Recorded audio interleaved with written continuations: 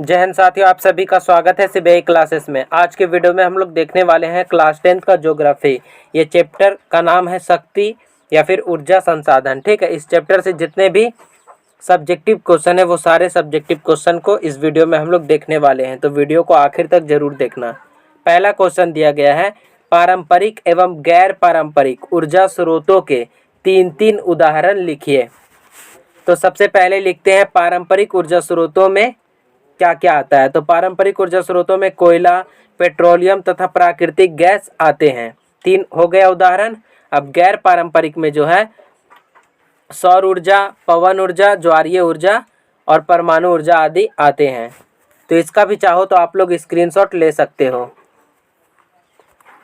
अगला क्वेश्चन है, गोंडवाना समूह के कोयला क्षेत्र के नाम लिखिए। तो लिखेंगे गोंडवाना समूह के कोयला क्षेत्र में दामोदर घाटी कोयला क्षेत्र पहला हो जाएगा।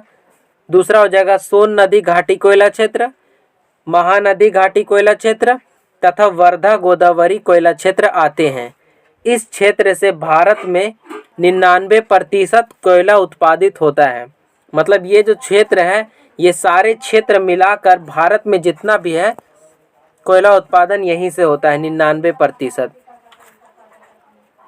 अब अगला क्वेश्चन दिया गया है, झारखंड राज्य के मुख्य कोयला उत्पादक क्षेत्रों के नाम लिखिए। ठीक है, तो सबसे पहला हो जाएगा झारखंड राज्य के मुख्य कोयला उत्पादक जिले हो जाएगा झरिया, बोकारो, गिरिडीह, कर्णपुरा, रामगढ़ आदि जो है कोयला उत्पादन में झारखंड का देश में प्रथम स्थान है।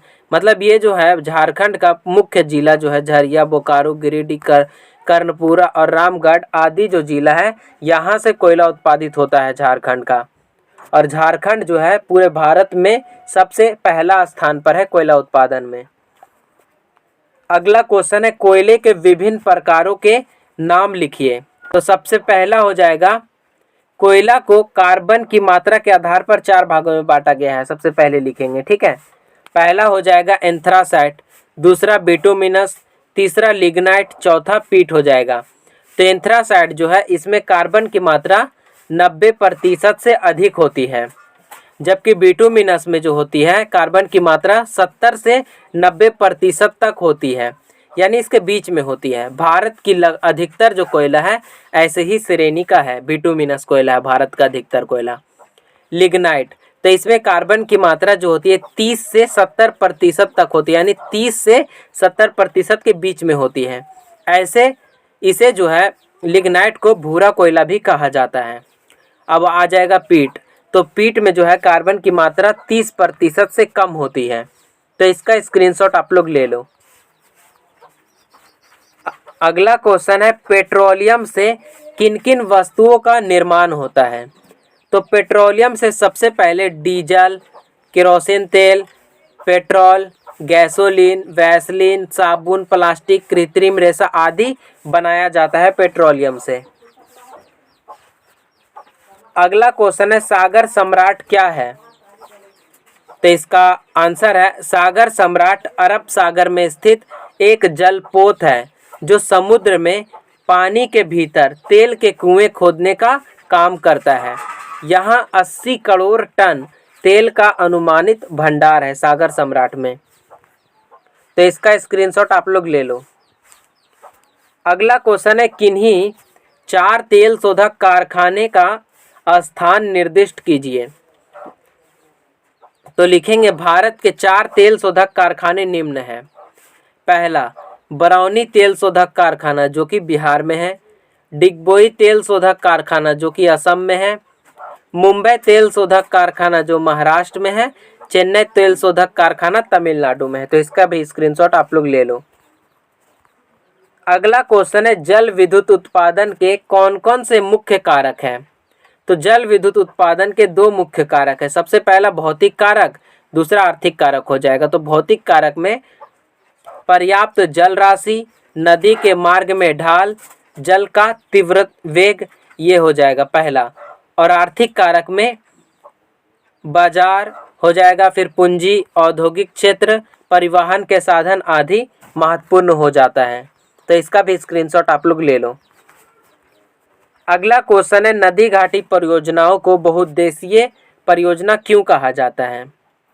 तो लिखेंगे नदी घाटी परियोजना से एक साथ कई सारे उद्देश्यों की पूर्ति होती है, इसलिए इसे बहुउद्देशीय परियोजना कहा जाता है। ठीक है, एग्जाम्पल के रूप में आप लोग देख सकते हो, जब नदी घाटी परियोजना बनाई जाती है तो इसी से सिंचाई हो जाती है, विद्युत उत्पादन हो जाता है, बाढ़ का रोकथाम हो जाता है, मिट्टी का कटाव रोकना ये भी इसमें भी काम आ जाता है, मछली पालन भी हो जाता है, नहर का निर्माण, पर्यटन उद्योग आदि अनेक लाभ इससे प्राप्त हो जाता है नदी घाटी परियोजना से, तो इसलिए यह एक बहुउद्देशीय परियोजना है। अगला क्वेश्चन दिया गया है, निम्नलिखित नदी घाटी परियोजनाएं किन किन राज्यों में अवस्थित हैं? हीराकुंड, तुंगभद्रा और रिहंद किन किन राज्यों में स्थित है? तो हीराकुंड जो है वो उड़ीसा में स्थित है, तुंगभद्रा कर्नाटक में स्थित है, रिहंद उत्तर प्रदेश में स्थित है। अगला क्वेश्चन है, ताप शक्ति क्यों समाप्य संसाधन है? तो लिखेंगे ताप शक्ति कोयले से प्राप्त होता है, यह जीवाश्म ईंधन है। कोयला जो है एक जीवाश्म ईंधन है तथा अनवीकरणीय है, यानी समाप्त होने वाला है, इसलिए यह एक समाप्य संसाधन है ताप शक्ति। अगला क्वेश्चन है, परमाणु शक्ति किन किन खनिजों से प्राप्त होता है? तो लिखेंगे परमाणु शक्ति एल्मेनाइट हो जाएगा, फिर vanadium, antimony, graphite, uranium, monazite आदि से प्राप्त होता है। मोनाजाइट जो है केरल में प्रचुर मात्रा में पाया जाता है। अगला क्वेश्चन दिया गया है, मोनाजाइट भारत में कहाँ कहाँ उपलब्ध है? तो लिखेंगे भारत में मोनाजाइट केरल राज्य में सबसे अधिक है, यानी प्रचुरता में पाया जाता है। इसके अतिरिक्त तमिलनाडु, आंध्र प्रदेश, उड़ीसा राज्यों में पाया जाता है। अगला क्वेश्चन है, सौर ऊर्जा का उत्पादन कैसे होता है?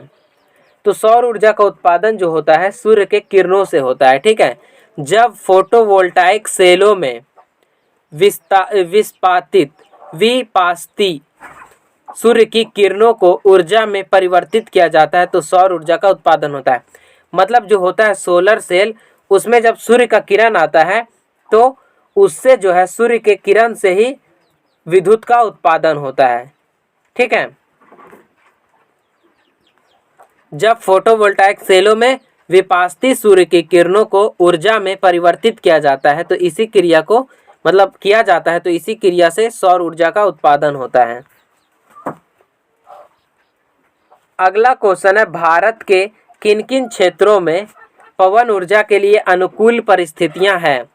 तो लिखेंगे भारत के राजस्थान हो जाएगा, गुजरात, तमिलनाडु, महाराष्ट्र तथा कर्नाटक आदि राज्यों में पवन ऊर्जा के लिए अनुकूल परिस्थितियां है।